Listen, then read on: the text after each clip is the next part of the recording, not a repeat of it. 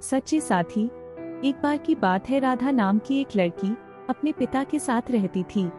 उसकी माँ बचपन में ही गुजर गई थी। वह अपने घर का काम करती फिर कॉलेज जाती थी। कॉलेज जाते समय वह रोज रास्ते में एक जगह पक्षियों को दाना डालती थी। उसके घर में भी 2 पक्षी थे, उनको भी वह रोज दाना डालती थी। एक दिन उसको पक्षियों को दाना डालते जमींदार के बेटे ने देख लिया। उसने अपने पिता से जाकर राधा से शादी करने की इच्छा जताई। जमींदार ने राधा के पिता से बात करके अपने बेटे की शादी राधा से करा दी। राधा अपने साथ घर के पिंजरे के 2 पक्षी भी लेकर ससुराल आ गई। वह उन पक्षियों को रोज दाना डालती थी। राधा की सास को यह बिल्कुल भी पसंद नहीं था। वह उन पक्षियों को परेशान करती थी। वह उनका दाना पानी जमीन में फेंक देती थी। एक दिन राधा की सास ने पक्षियों का पिंजरा ही जमीन पर फेंक दिया। उसे यह करते हुए राधा ने देख लिया। राधा ने मना किया तो उसकी सास ने राधा को ही डांट दिया। इन सब बातों से राधा परेशान रहने लगी। एक दिन राधा के पति ने परेशानी का कारण पूछा तो उसने सारी बात बता दी।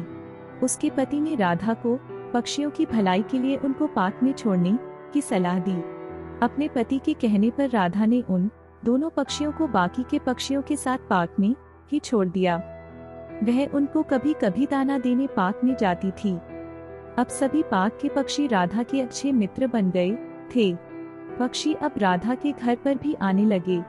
राधा की सास को जब यह पता लगा तो वह गुस्सा हुई। वह राधा को उसके मायके छोड़ने के लिए उसको साथ लेकर गई। रास्ते में कुछ चोरों ने राधा की सास के गहने चुराने की कोशिश की। तभी राधा के पक्षियों ने आकर चोरों पर हमला किया, जिससे चोर भाग गए। इसके बाद राधा और उसकी सास घर ही लौट आए। अब राधा की सास की सोच पक्षियों के प्रति बदल चुकी थी। उसने राधा से कहा कि अब हम दोनों चिड़िया को दाना देने चला करेंगे और पहले के 2 पक्षियों को घर वापस लेकर आएंगे। यह बात सुनकर राधा बहुत खुश हुई। Moral of the story.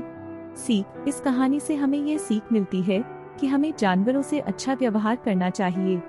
आपको यह कहानी कैसी लगी, नीचे कमेंट करके बताएं।